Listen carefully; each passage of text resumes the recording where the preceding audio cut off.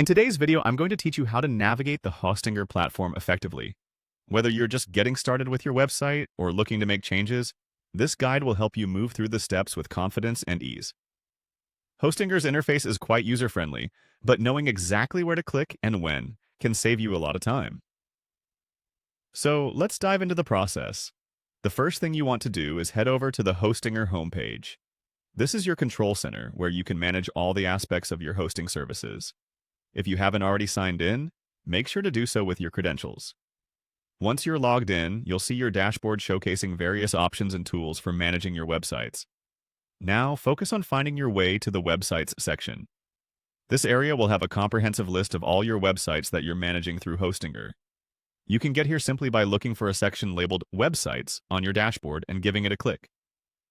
Once you're inside the Websites section, you'll notice a series of 3 dots next to each website name or entry.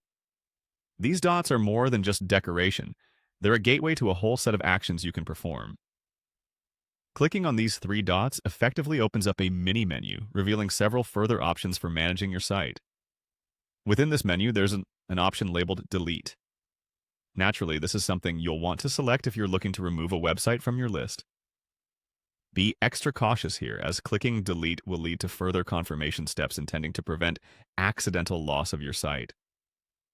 Before you complete the deletion, you may have a change of heart or perhaps you clicked inadvertently. Hostinger conveniently provides a cancel option at this stage. Clicking Cancel will safely retract any deletion process you may have initiated, allowing you to take a step back and reassess your actions or needs. Each stage of this process is designed with user verification prompts to ensure that you're making informed decisions, which is great if you are managing multiple websites or testing different functionalities. Remember, navigating a hosting platform like Hostinger doesn't have to be a daunting task. With these steps, you are now well equipped to manage your website portfolio with greater assurance.